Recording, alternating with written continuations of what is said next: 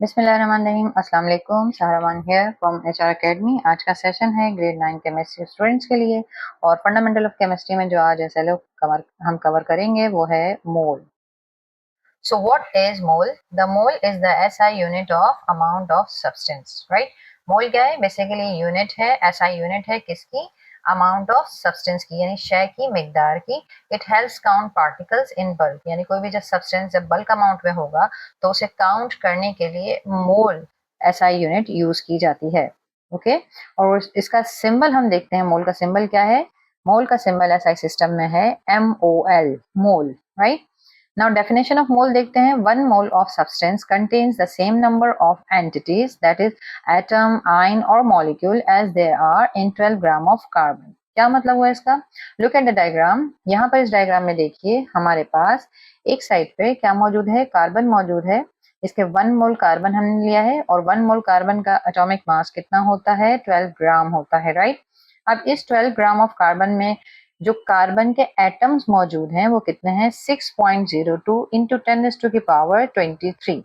ठीक है, यानी 1 mole of carbon which is having a mass of 12 ग्राम, उसमें कितने एटम्स मौजूद हैं कार्बन के? 6.02 इंटू 10⁻23, राइट। तो अगर कोई और भी हम एलिमेंट की बात करें तो उसका वो अमाउंट जिसमें यही नंबर ऑफ एटम्स मौजूद हों वो उसका क्या कहलाएगा? 1 मोल कहलाएगा। बात समझ में आई कि कार्बन का जो 1 मोल था वो 12 ग्राम था और 1 मोल ऑफ कार्बन में कितना एटम कार्बन मौजूद है? यहाँ पर ये कार्बन एटम तादाद में कितने हैं, नंबर कितने हैं? 6.02 इंटू 10⁻23। अब सेकंड साइड पे देखिए, जो सेकंड एलिमेंट या सेकंड एटम हमारे पास मौजूद है वो कौन सा है? कॉपर है।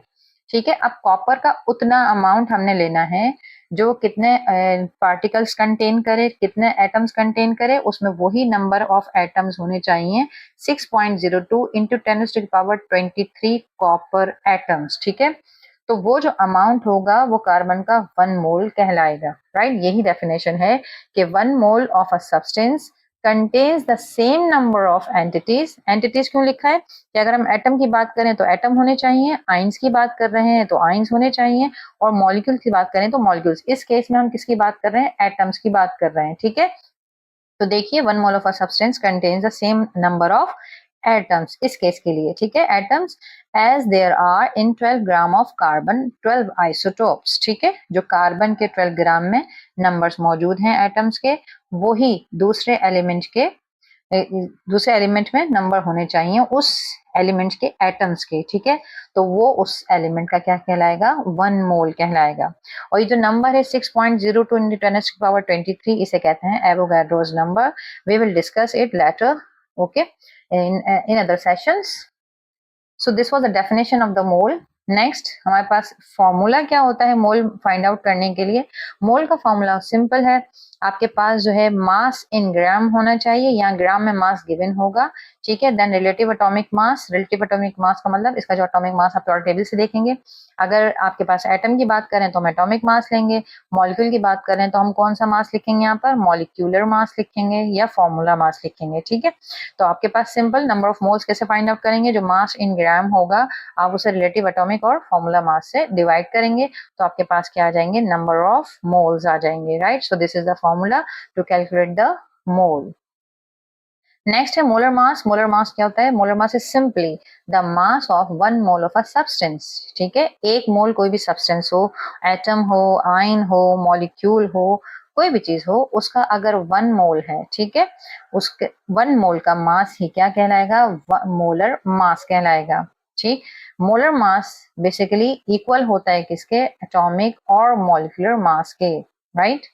फॉर एग्जाम्पल हम आगे देखते हैं। एग्जाम्पल देखिए, 1 mole of hydrogen. 1 mole of hydrogen का मतलब मॉलिक्यूल की बात हो रही है। अब ये हाइड्रोजन मॉलिक्यूल है ना, एक हाइड्रोजन का एटॉमिक वेट कितना है? 1।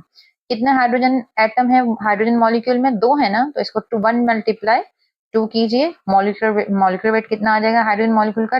2 ग्राम। ठीक है, इसका 1 मोल ऑफ ऑक्सीजन मॉलिक्यूल की बात हो रही है। अब ऑक्सीजन मॉलिक्यूल में कितने ऑक्सीजन है? 2 ऑक्सीजन है। एक एटम का, ऑक्सीजन एटम का वेट होता है 16।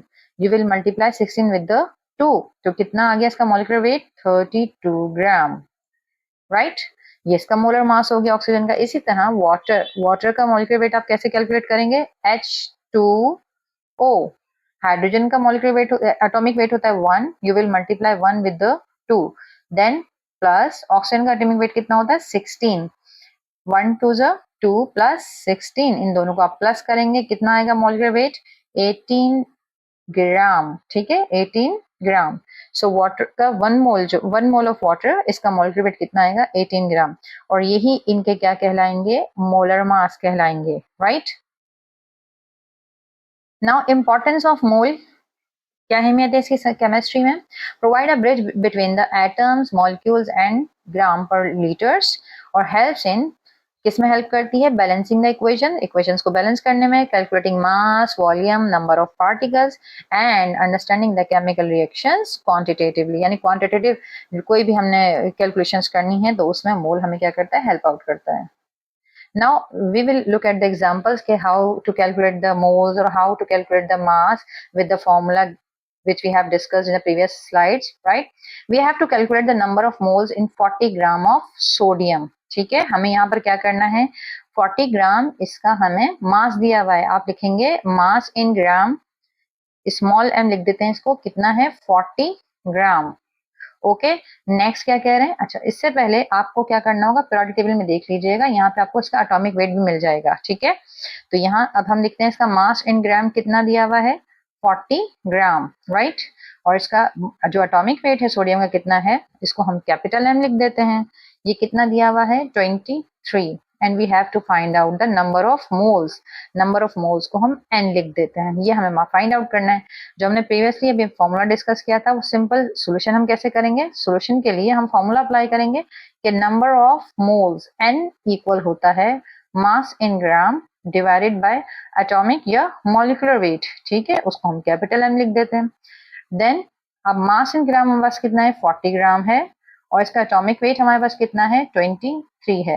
With the 23 what we will get, अब इसको जब डिवाइड करेंगे तो हमारे पास आंसर क्या आ जाएगा, we will be having the 1.73 moles of sodium, ठीक है। So simply by applying the formula of number of moles we have found that the 40 gram of sodium has 1.73 moles. Okay, next example क्या है, in next example we have to find out the mass of 4 moles of carbon dioxide, ठीक है। यहाँ पर हमें क्या दिया है, मोल दे दिए हैं किसके कार्बन डाइऑक्साइड के, और पूछ क्या रहे हैं व्हाट इज द मास। तो आपको जो गिवन है आप स्टार्ट कैसे करेंगे सॉल्यूशन में, पहले आप देखिए कि आपको नंबर ऑफ मोल्स यहाँ पर गिवन है जो कि कितने हैं 4 है, राइट। और फिर आप इसका मॉलिक्यूलर वेट फॉर्मूला वेट निकालेंगे, किसका फॉर्मूला वेट कैलकुलेट करेंगे किसका कार्बन डाइऑक्साइड का, जिसे हम क्या लिख देंगे यस कैपिटल M।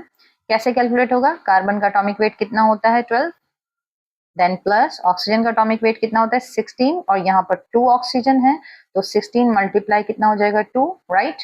और इनको कैलकुलेट करने के बाद आपके पास कितना आ जाएगा इसका फॉर्मूला मास 44 ग्राम। ओके, अब आपको मालूम क्या करना है, मास ऑफ कार्बन डाइऑक्साइड जिसे हम मास इन ग्राम कहेंगे जो कि स्मॉल m होगा, ये हमें फाइंड आउट करना है।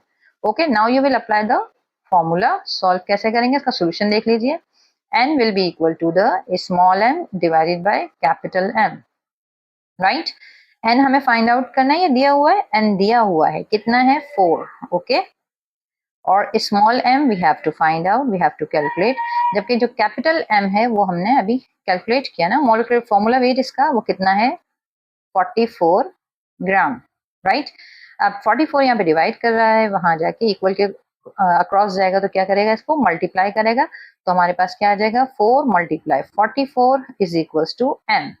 और जब आप 4 को 44 से मल्टीप्लाई करेंगे तो जो आपके पास ग्राम में मास आएगा वो कितना होगा इसका, yes you will be having the mass 176 gram, okay। So this was the calculation for calculating the number of moles or mass with the help of the formula of mole, right। summary, mole क्या है, unit for counting the particles है, और 1 mole of any substance contain the 6.02 into 10 power 23 entities। entities का मतलब वो atom भी हो सकता है, आयन भी हो सकता है, और मॉलिक्यूल भी हो सकता है, राइट। और इस नंबर को क्या कहा जाता है एवोगैड्रोस नंबर कहा जाता है। और मास of 1 mole of any substance is called molar mass in gram और essential for all chemical calculations. मोल क्या है? बहुत जरूरी है किसी भी किस्म की calculations के लिए chemistry में, right? So this was about the mole and its calculation. If you have any question, write down your question in the comment box. Do practice more questions for the calculation of moles. Thanks for watching the video. Don't forget to like, comment and share. Take care of yourself. Allah Hafiz.